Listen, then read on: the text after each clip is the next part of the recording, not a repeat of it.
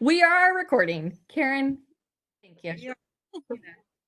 We didn't need that part anyways. It's just my spiel of who we are. We need the meat. So thank you. You guys. So as I said, in-person classes are a thing. Technology is not. But we knew that we needed to support our parents and caregivers that are part of this network. And virtually is how we have to do it right now. So thank you all for joining us tonight. And I was just kind of going through who we have here. So we've got Margaret Marsden Fryer from our team, certified nurse midwife, Stephanie Bartlett, our women's health nurse practitioner, also from the Nurtured Nest. Then April Horner, she's a certified nurse midwife with Triangle Physicians for Women, and Karen Ojeda from the City of Oaks Midwifery is joining us. And we may have to do a quick swap. Karen has got somebody laboring down right now. So we hope she can hang on there. With that being said, we also have had some input from Rex Women's Center. So what you're hearing tonight are the facts. It's what we know. We don't have all the answers. You guys had some pretty big questions, and we're just going to do our best to get through those. I'm going to pass it to the Nurtured Nest, our Director of Women's Health Education, Stephanie Bartlett.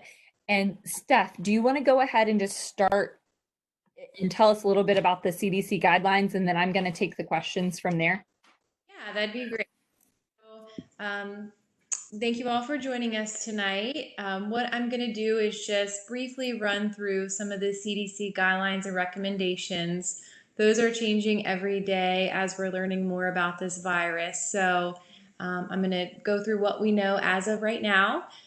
We've got a lot of great questions, and we have some answers for you. We answer them to the best of our ability in hopes that we can alleviate some of your anxiety in this period of uncertainty. So the coronavirus, also known as COVID-19, want to talk a little bit about transmission. So with the coronavirus, it is a respiratory virus. And what that means is it is transmitted through droplets. So if someone is infected and they're coughing and sneezing, those droplets can go into the air and can infect a person with those droplets landing in their eyes, their nose, their mouth, or inhaling it into their lungs. At this point, we currently do not know if pregnant women have a greater chance of getting sick from this virus from the general public. But what we do know is that pregnancy changes your immune system pretty drastically and can make a woman more susceptible to infection. So given that, it is important for women to take extra precautions. So what are those precautions? Everything you're hearing on the news. So avoiding public places if possible, avoiding large crowds, making sure you're being really cognizant of hand hygiene. So washing with soap and water. It is okay to use hand sanitizer, but just make sure it's alcohol-based and that it has at least 60% of alcohol in the hand sanitizer to help kill the virus. The CDC guidelines, they have recommendations in terms of what to do if you become infected. So I want to touch on those before we get to the questions. So if you think that you have the virus, it is really important that you contact your OB provider prior to showing up at the hospital or prior to showing up at their office, because they're not going to want you to just walk into their doors. They have been trained and given guidance on what to do with an infected person or someone who is suspected to having it to minimize exposure to everyone else. So if you are concerned that you have it, just please reach out to your provider before you show up and they'll let you know what to do. During the hospital stay, let's say you go into labor or you're having your C-section and you have the coronavirus. What does that mean? What does that look like? So if you have it, or if they highly suspect that you have it, you're going to be in an isolation room, and the healthcare providers that are going to be coming in and out, they're going to be wearing personal protective equipment. And I know April, before we started doing this, she said she had this big meeting today on what they are going to be wearing. So she might be able to touch a little bit on that. But from what the CDC has said, they're going to be wearing things like a gown, a glove, a mask, and eyewear. So don't be alarmed if you have it and people are walking in like that, because it's just, they have to.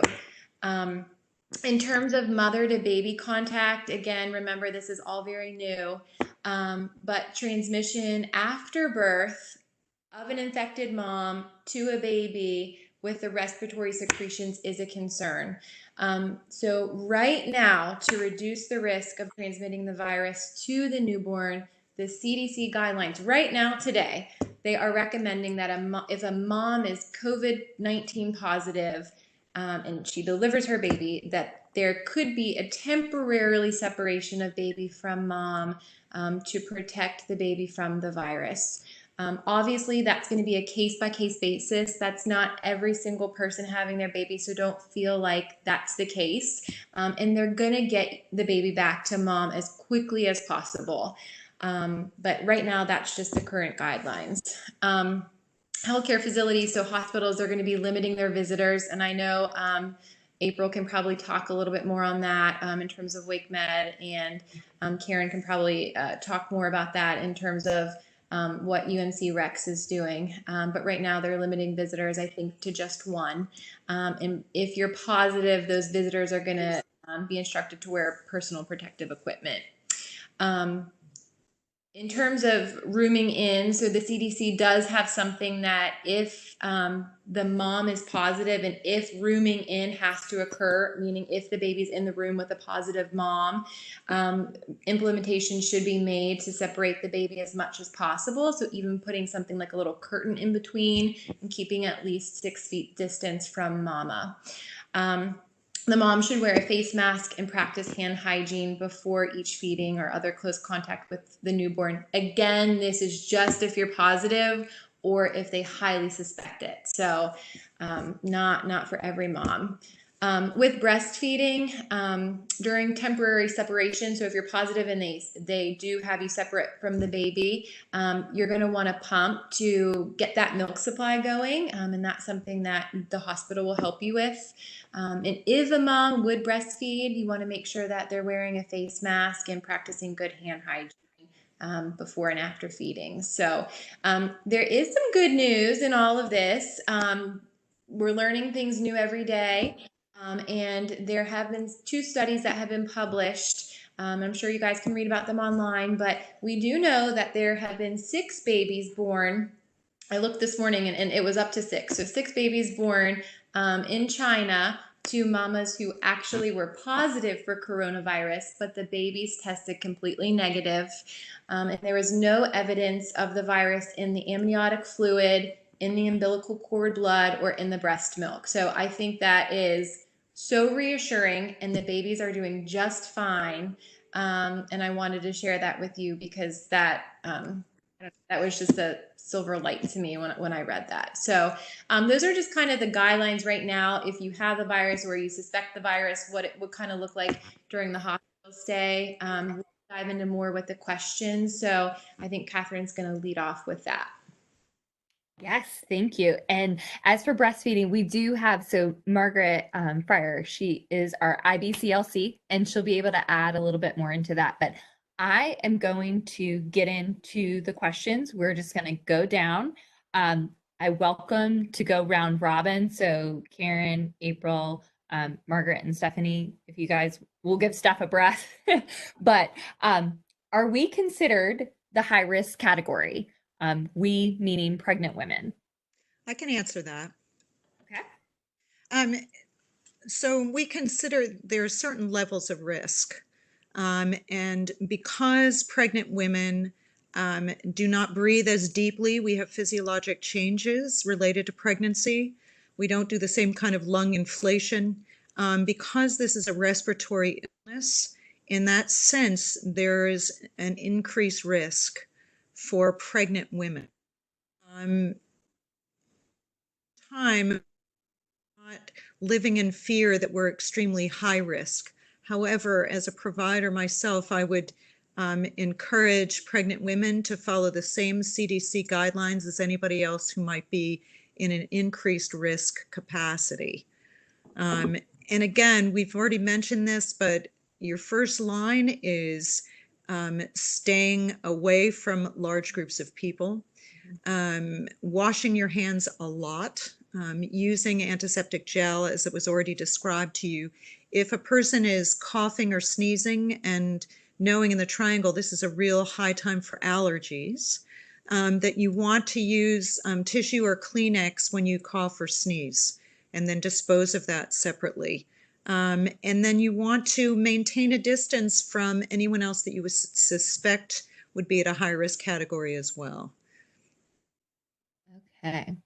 So I'm going to keep on going. Thank you, Margaret, for that. One of these we've kind of already answered. So if you feel like you might have COVID-19 or in your third trimester or any trimester, really, what should you do? I'm just going to echo what Stephanie has already said, is just to call your OB and midwife first and just await their instruction. Okay. So don't just show up at their office. And I think it's important at a time when a lot of people may not be feeling well but are not infected, to know what some of the main symptoms are. So that would be a high fever, cough, for some people, runny noses. For young kids, even abdominal pain can be a factor. But it's the fever that's going to mark it. And then feelings of malaise or just kind of overall body fatigue. Flu-like symptoms, kind that you'd have when you have influenza. Yeah. Fever, 100.0 or greater. Okay. Yeah. And that's actually something as a new mom you need to know too. So April, tell us again, a fever is considered. She's According frozen. to what the C.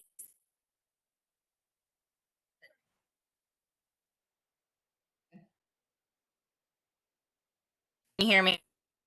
Oh. Yes, we can hear you. Yeah, try again.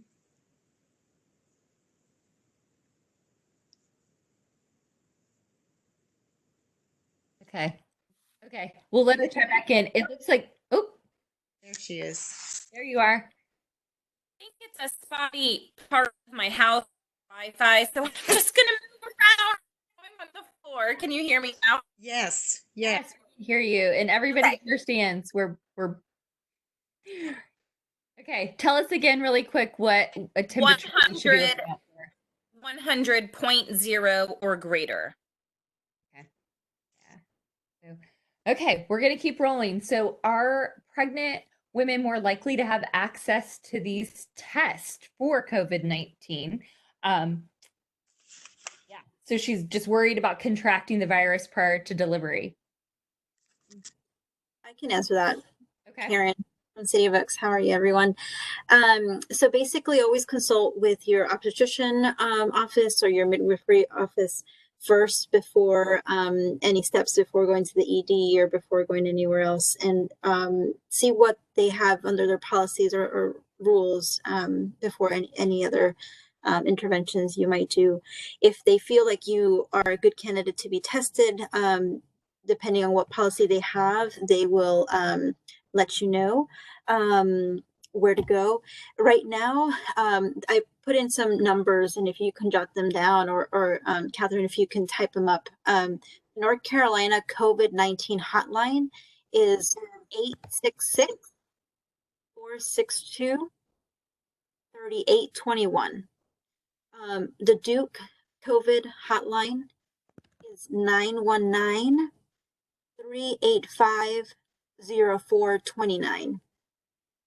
And the UNC COVID-19 hotline is 1-888-850-2684. And Catherine, if you need me to repeat that so you can post it. I think I've got them on there. So I will put them in there. So we've got You North guys hear me? Carolina. Yes. Yes. Let me just add one since we're rattling off numbers. The WakeMed Respiratory Diagnostic Center,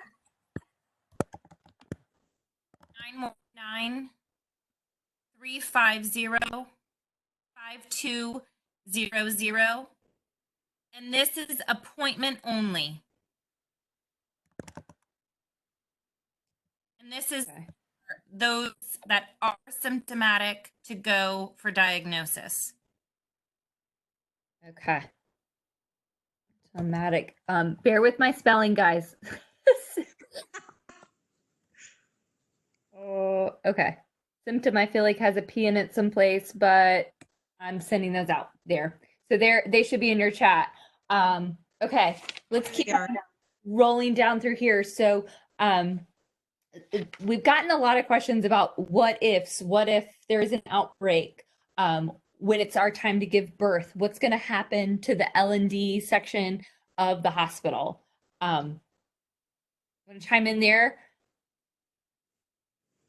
Anybody? I have an answer here, and it might have been put in by our folks at REC, but I'll just share that typically hospitals will isolate infectious patients from other patients. Current CDC guidelines recommend keeping COVID-19 positive patients on a separate unit than the rest of the specific hospital providers taking care of those patients only.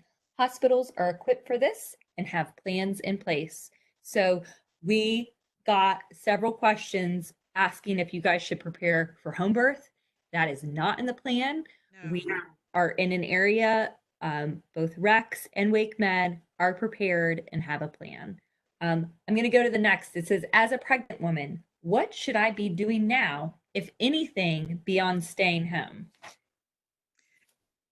Well, I'd get back to using incredibly wonderful hand hygiene, washing your hands often, not hanging out in large groups of people, monitoring it for any symptoms. And I would also say, that's hard to say to anyone who's pregnant, relax and do not live in fear. Right How's on. that? No, and we've got some tips. I actually have some from resources that you guys could be doing virtually that I'm going to share at the end. Yeah, so stay at home. And we had somebody ask about a flight to Boston, and I was talking to Margaret about this one earlier. So if you're the one answered this one, yeah, a flight in 2 weeks.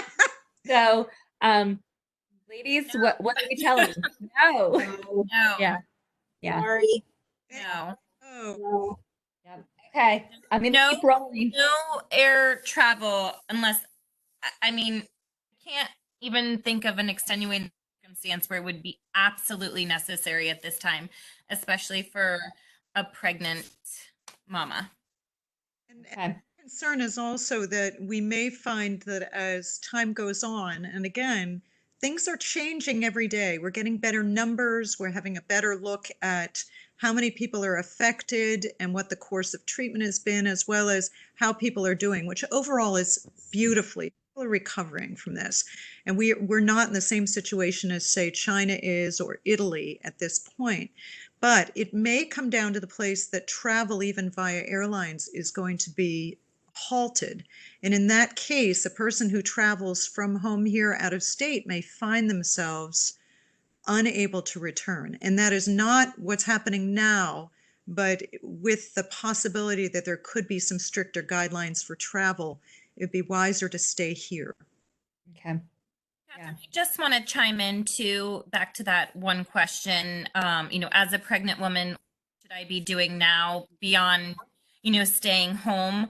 I do just want to encourage everyone to check their specific office protocols and policies that have been put in place. I know specifically at Triangle Physicians, we are contacting all of the patients who have upcoming appointments. We are asking every single patient now if they have specific symptoms, if they have been exposed to anybody with COVID, have traveled outside of the US within the last 3 weeks. We are really trying to be diligent with maintaining the safety of everybody coming into the office. We have also instilled signs that are all around the office for people to remember and be able to visualize the guidelines. For example, we're really asking that only the patients come to the office. And that includes husbands, do not need to come unless absolutely necessary, or children. And I know that's hard for some people, but it is something that we're really asking, for people to follow, just for the safety of everybody and decreasing the transmission. So just each specific clinic and practice in our community have specific guidelines and policies that they have put in place. So just please ask about those and follow them as best as you can. Yeah, those are excellent suggestions. The other thing is, for anybody who may be in a prenatal model that includes centering, group prenatal care, most offices are not doing that at the moment. Yeah, we Which have ridiculous, canceled right? ours as of right now. Okay. Okay, thank you. I'm gonna keep on running down the questions.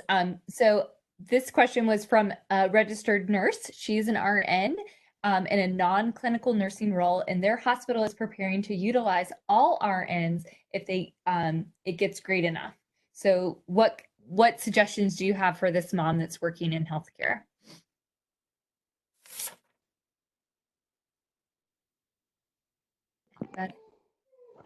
I can take from here, but just to follow the CDC's recommendations for using a face mask.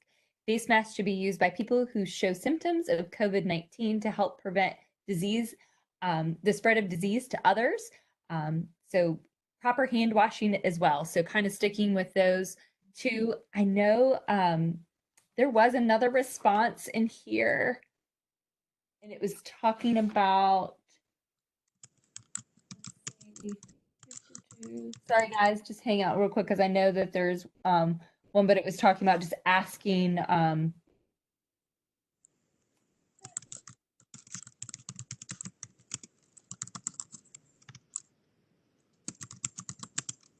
think it's important to acknowledge that the CDC is not recommending everybody to wear masks. It is for those that are positive, or those that have symptoms, or those that a healthcare professional is highly suspicious of and that has tested negative for influenza.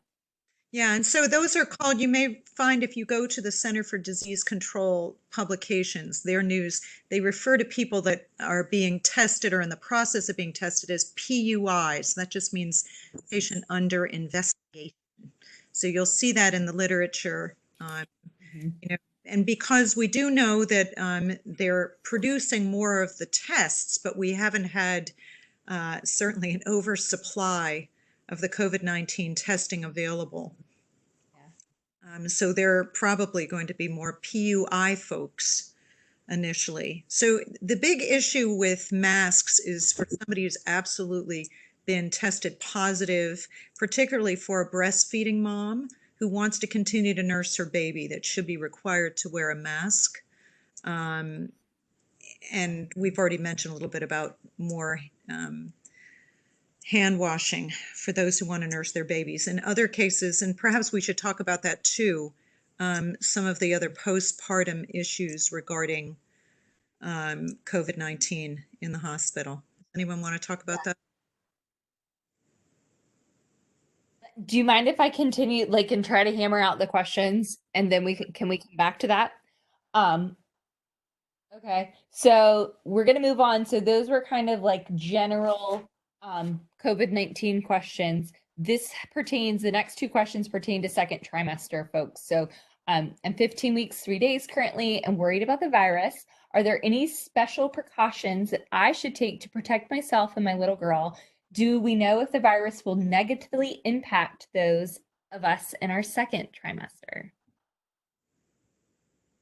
I think this is one that we don't necessarily have an answer to, but do any of you all want to share and give your advice? What would you share with one of your patients?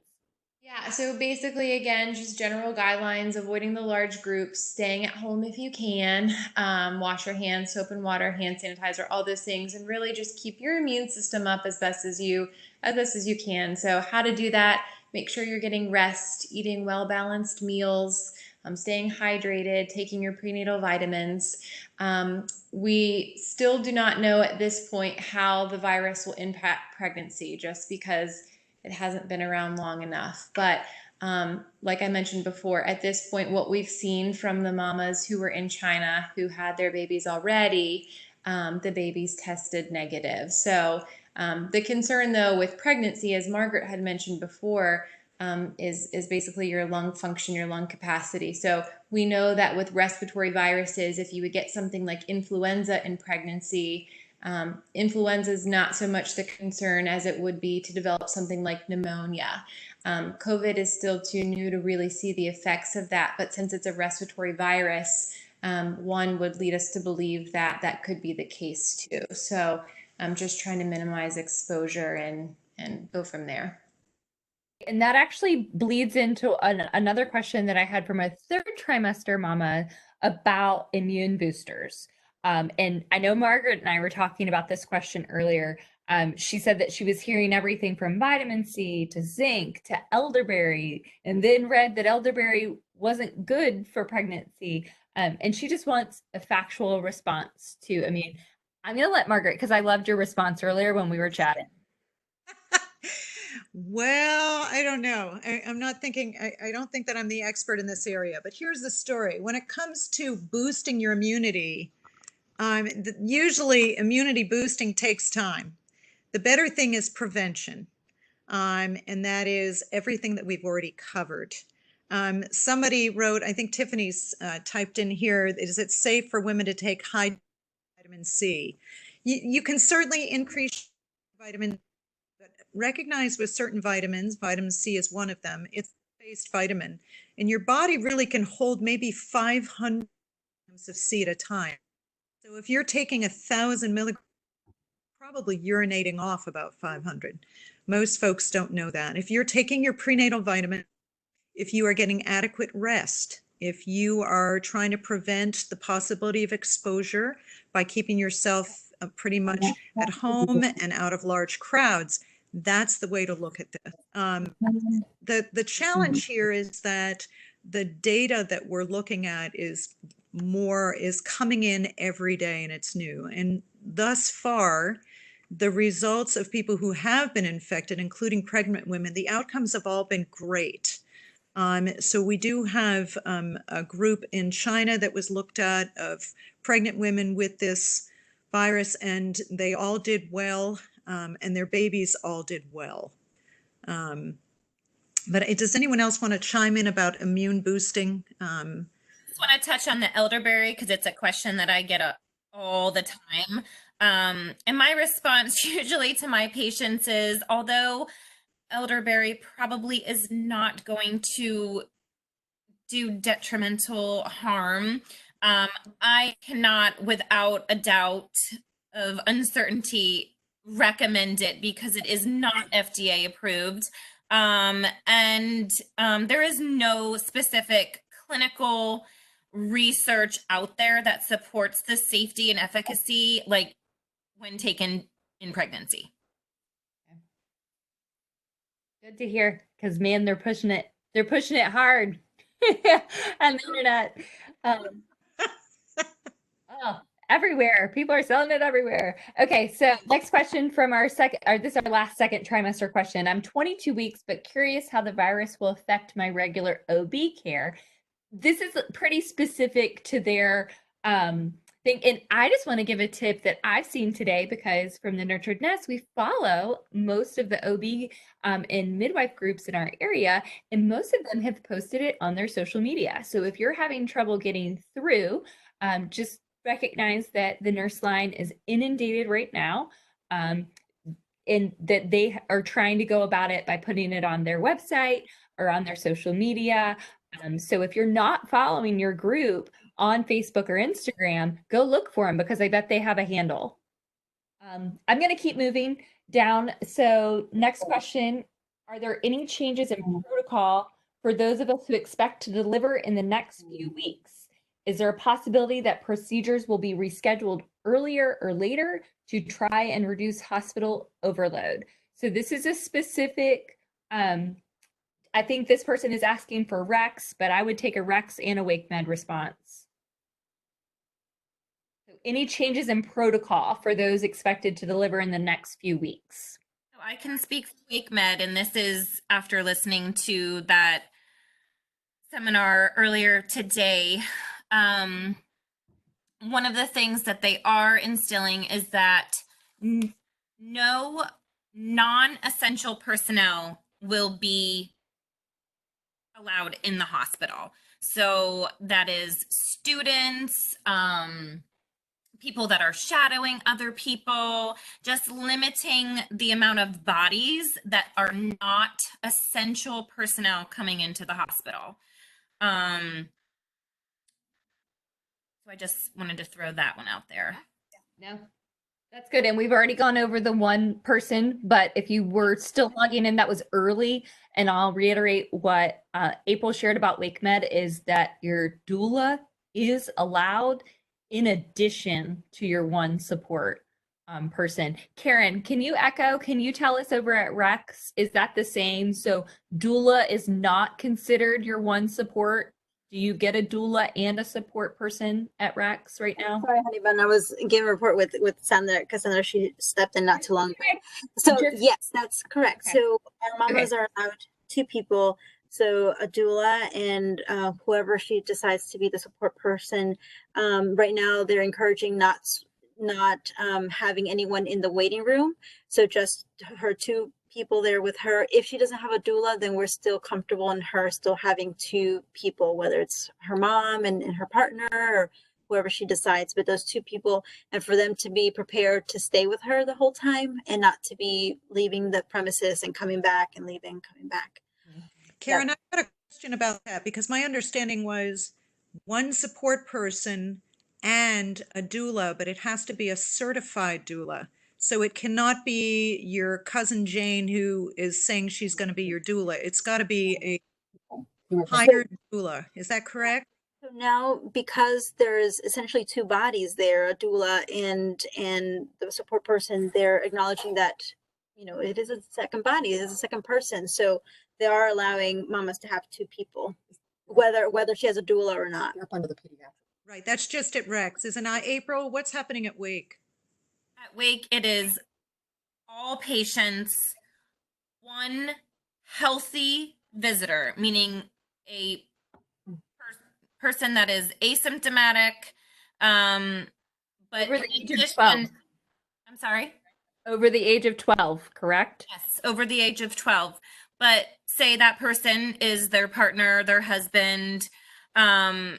They are also, in addition to that partner, if they have already, hired a certified doula, then that doula would be allowed as well. Okay. Another point someone's asking about, could you have their 5-year-old son and husband? The answer to that is no, that children under 12 are not being allowed to be in the hospital at this point. And I know that Catherine had that as a previous question, and I had added in there, this is as much a protection for children because hospitals really are places where there is a lot of infection and disease already. It's not only to protect our patients, but it's also to protect young children when they go into the hospital. So at this time, and correct me, you guys, if I'm wrong, children under 12 are to be on the labor units. No, and that's been for months now since the influenza policy was instilled. So Same in Rex. Yeah. And just adding to that something that you can do to be proactive is that just make sure you have that plan.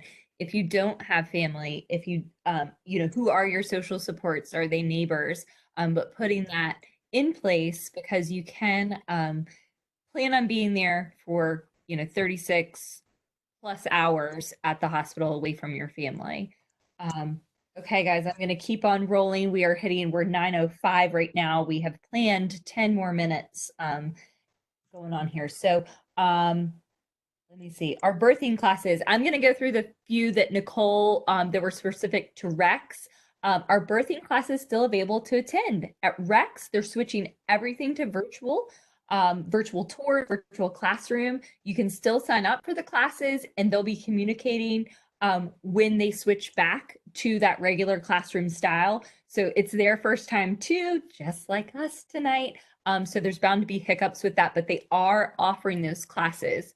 They want to know, this next person wanted to hear recommendations from the hospital. They felt that the website wasn't easy to navigate.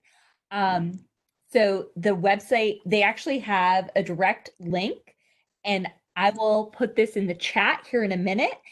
And they actually gave you all their contact information. So both the folks that I work with over there, Nicole Ross and Wanda Adams, have given phone numbers for you to call. So if there's any confusion about delivery, they said that you could reach out directly to them.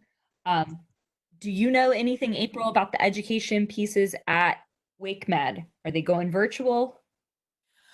Do not know about the hospital education. I obviously have my own childbirth education company, Preparing for Baby. I am taking this week to kind of figure out what I am doing. I have an upcoming class on March 28th, which has 5 couples in it. So that puts me at the 10 people.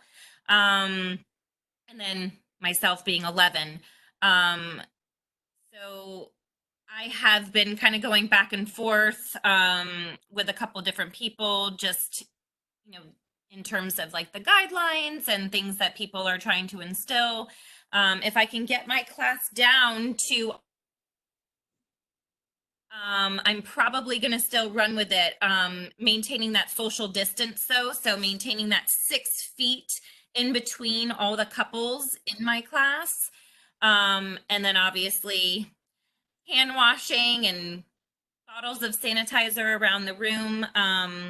But I Looks can't like speak somebody- for the hospital It class. looks like somebody from the chat did share that the WakeMed breastfeeding class, that she took it via video this evening. And somebody else asked about free online classes. So the Nurtured Nest, we do have an array of expectant parent classes. We do not teach childbirth, so we're going to leave that to April. We're going to leave that to the hospital specifics. But we are figuring out what we're going to do with our breastfeeding class, with our infant sleep class. We also have a preparing for that 4th trimester, talking about perinatal moods. We just don't know, but stay tuned. And if we can support you guys in any way, just even by a forum like this for free, we're going to do it. So let's keep moving. Will delivering mamas be guaranteed a bed? Will L&D beds ever be used for COVID-19 patients? Rex responded, so Nicole responded and said, we do not anticipate using L&D beds for COVID-19 patients. We would utilize other strategies prior to having COVID-19 patients within the Women's Center that are not a new mama. Okay. And I think it's really important to note too that for the patients that are testing positive, unless there are extenuating circumstances, most of these people are told to go home and to, basically self-quarantine and self-treat in their own home environment. And most of them are not even staying in the hospital setting. Yeah, April, that information, because I think that folks assume that if they are positive, that they have to go to the hospital and be treated. And that is not the case. No. For the majority of folks thus far, they have kind of flu-like symptoms, but they get better after a few days. It's those who are immunocompromised, who have ongoing respiratory problems, they're immunosuppressed, maybe they're under treatment for cancer. Those are the folks who are at the highest risk that we have the most concern. Yeah. And Karen, will you add what Ashley from Rex, the clinical manager at Rex, will you add her comment? Yeah, so Ashley, she's our clinical manager, and she just wanted to let you guys know that no patients that are COVID positive, let's say that are not in the, not obstetrics or not pregnant, they won't be coming over to L&D. So we are locked down just for our type of population. However, if we were to have a COVID positive mama, we are prepared to have her in the L&D unit. We do have a room for isolation.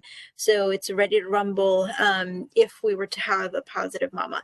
Now, if we were to get multiple moms that were to be COVID positive, then we would be able to quarantine basically one pod of L&D unit, and we'll be able to convert those rooms as isolation rooms as well. So we are prepared here at Rex for that.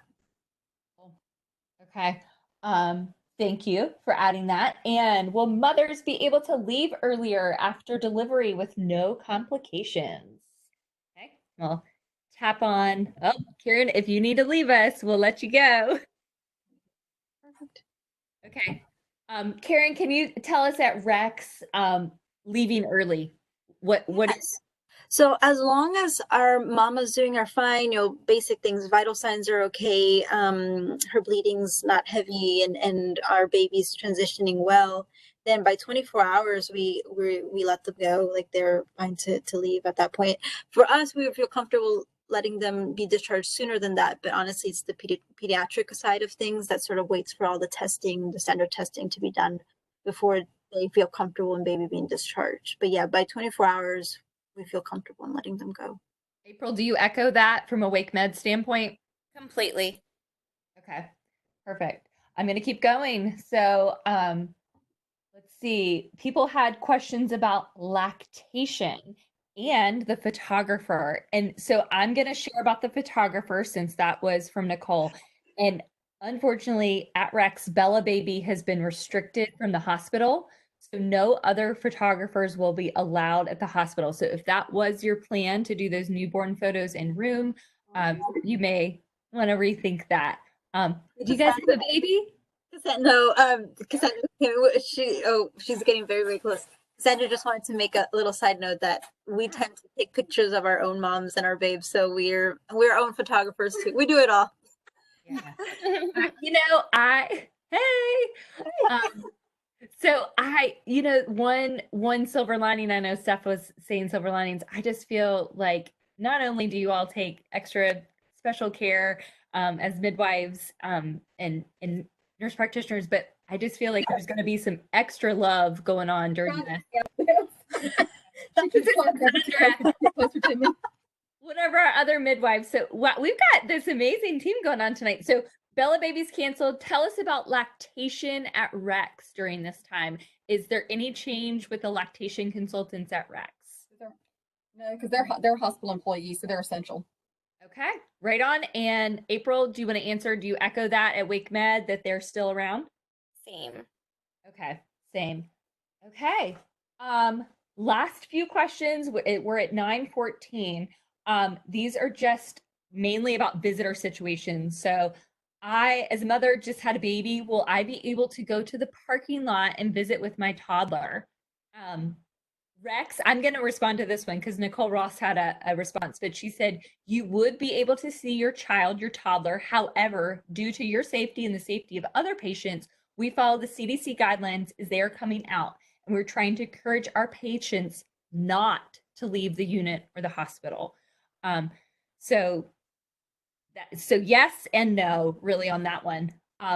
The other question, similar, will my husband be able to go home and come back after we have our baby? Rex's answer is yes. April, do you have a response to that over on Wake Med side? I would say yes as well. Okay, yeah. They're just gonna want to make sure that they wash real well. Visitors after baby is born. These are the things that are important to us. What is a plan right now? I'm gonna share for Rex, unless Karen and unless y'all want to chime in, I'd have a written response right here. It just goes back to that. Visitors, you're allowed to have one support person and a certified doula if you choose to have one. The doulas are required to show certification upon arrival. And at Rex, you can have two support persons if you don't have a doula. So that actually was a little bit of a different response. I think that echoes, Karen, is that what you said earlier? What I said, honey. Yeah. I'm sorry. No, you're good. Okay. They decided for Rex to just keep labor and delivery consistent with all of peds. Oh, And because if it's a pediatric patient, then they are allowed to support people, whether it be biological parents or, whatever those relationships are. Catherine, that is the same for Wake Med too. For pediatric patients, it is 2. okay. Mhm. Hey guys. That we kind of mowed through the questions. It is 9:16. I want to honor everybody's time, especially these lovely women that have joined and given us their expert information this evening. I think we answered, there were a few things chatted through. I believe Margaret was over there, Stephanie was over there mowing through those, so thank you. I just want to say to the moms that are still on here with us, just breathe. Carry on. And I have one resource I want to share with you. There are some virtual birth fit classes going on in our area. If you don't know about that, Dr. Lindsay Muma teaches those. I was trying to think of good resources out there, but you can do this. It's still a happy time. We're still going to be excited, just like we are for Karen and Cassandra's baby over there. Everybody is still excited for you. This is motherhood, isn't it, guys? Like, do you feel like Do extreme nesting in the house. yeah. Spring cleaning. Is Lots that- of spring cleaning. Get to spring cleaning. We're going to show you guys this doll that we keep in our call room. Stacy brought this, and this is our mascot. And I think that Fearless. and I think that's how we should leave that tonight. That's how we we need to give her a name. But we keep that and said encouragement to all the moms out there. You're gonna do just fine. Good. I'm loving your comments. Thank you guys. I'm glad that we were able to pull this together. If we feel the need to get back on here, in the near future, we will. I'm just so thankful from the Nurtured Nest for you guys to have pulled it together so quickly and been so willingly to share with these moms. I know that there's definite peace of mind, even though there's still some nervousness, as there should be, right? You're still having a baby. Okay, that is it. I'm going to stop the recording unless anybody else has any last words. Goodbye. Okay. Hey, Margaret. Yeah. Margaret! I wish I could see you. I can't see you on my computer for some Tech reason. challenged over here, and we couldn't be I am- together. Margaret was like, "Should I come to your place?" And I'm like, "No, don't come to my place." I just want to thank everyone else for being here, and also our expectant moms and dads. Fear not. People are overall very healthy. I hate to think that you all are out there extremely anxious or living in fear. We live in a wonderful community, great medical care here and support. We're in a good place. So fear not and carry on. Right on. And one last plug, just because I think you had mentioned that a few minutes ago, and I'm sorry, I'm late to the party. Yeah.